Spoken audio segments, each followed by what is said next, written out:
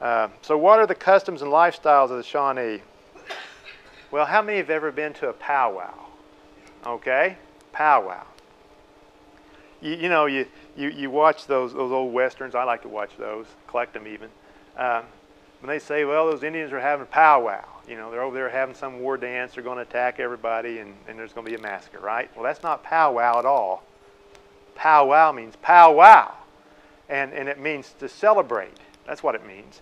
Powwow means to celebrate. Celebrate what? Celebrate life.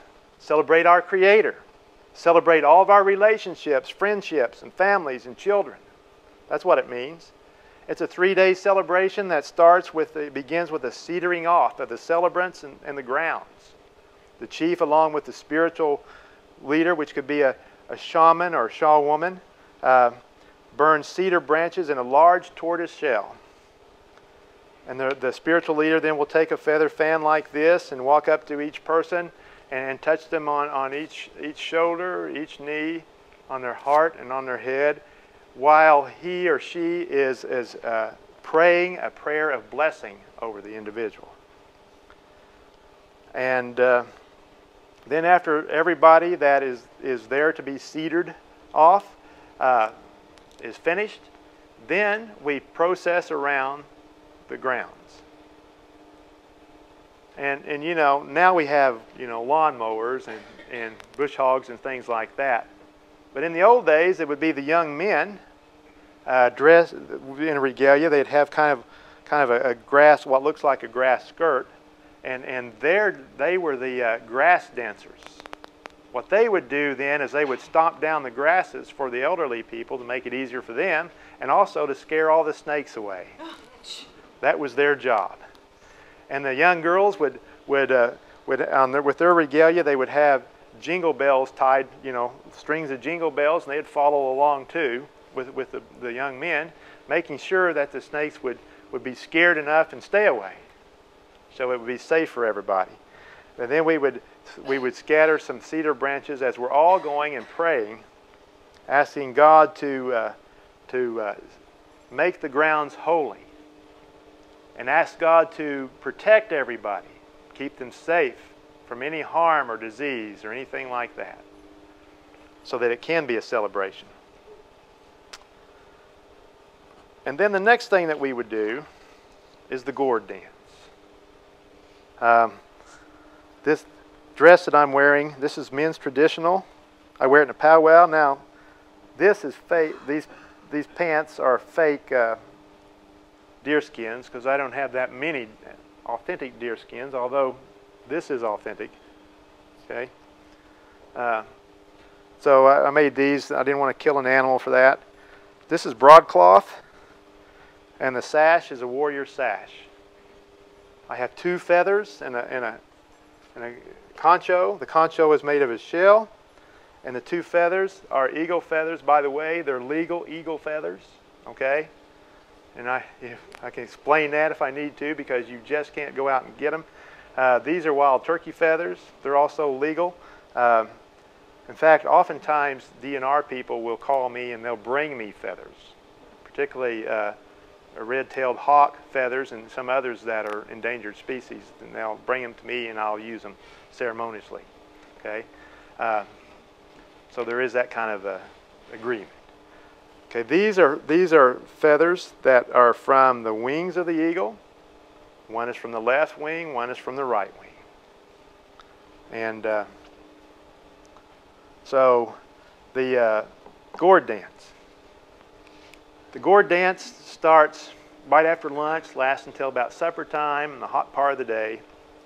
Everybody faces the center circle, with the drummers and singers in the center circle, and sometimes there'll be both men and women involved in that, with a feather fan in one hand, and the women will have their shawls on, and a feather fan, unless they're a warrior, feather fan in one hand, gourd rattle in the other, and it's always 3 steps forward, 2 steps back, 3 steps forward, 1 step back, because that symbolically represents that the way you win a battle is through perseverance. And life has many battles. And sometimes in life, it's 1 or 2 steps forward, 1 or 2 steps back, right? But ultimately, we keep going forward. That's what it symbolizes. And then after supper, the official first dance that we have is the memorial dance, honoring our dead who died within the year. And next, the Veterans Dance, honoring all of our veterans who served and have served and are serving in the U.S. Armed Forces. Did you know of all the ethnic groups in the United States, including those of English descent, per capita, or that the highest percentage who serve in the U.S. Armed Forces is American Indians in all branches of the service? Well, somebody said, well, we're just kind of naturally warriors anyway, so why not, right? But we do some fun dances. And some dances are intertribal. Anytime you're at a powwow and they say, they announce it's intertribal, everyone present can get up and participate in that dance. And you should. It's a lot of fun. One of our traditions is a fun dance called the potato dance. And the older people, the elder people, will bring a bunch of potatoes out, and they'll start grabbing the couples, you know, whether they're married or not. If they're couples, they'll all go out into the arena, and they'll position them, and they'll put a potato between their chins. And they have to keep dancing as long as they can. The longest I've ever seen a person, and then if they drop the potato, they'll come and escort them out of the arena. And they do that until the last couple is standing. And the longest I've seen them go is a little over an hour and a half. You know, they say, well, he must have a strong marriage. Or a lot of patience or something like that anyway. Other sacred dances occur in the spring and fall of the year. The festival year opens with the spring bread dance, commences with the fall bread dance. In the early summer, there's at the first ripening of corn is the green corn dance. Those all take place in the traditional council house, which is at White Oak, Oklahoma. And that is a closed, those are closed dances because they're very sacred dances. They're by invitation only, and there's very strict etiquette and protocol required, including dress and so on. My brother and I, we have an open invitation to those dances. And all right, other things. Okay, here's a tradition among the Shawnee. And guys, you'll like this. Okay, when a couple says that they're in love, you know, then the young woman goes into the woods, and then she finds an area where she wants the family to live. Notice I said she wants the family to live. Okay, it's her choice, lady's choice. And she will begin to strip saplings and around a 10-foot, 8 to 10 foot diameter, and pull those together, bind them together, and then all the other women in the tribe who are able will come and help her build the wijiwa, which means dwelling or house. Wijiwa, dwelling or house, and then they will either cover it with buffalo skins, or they will cover it with large pieces of birch bark. Around Prophetstown, they weave grass mats and kind of overlap them, making it kind of round so that the winds will not harm the dwelling place. So that was another thing that Eastern Woodland Indians were just didn't understand when the English settlers came in and started building square buildings. Why did they build them square? Because if they build them round, the winds won't harm them. That was their thought anyway.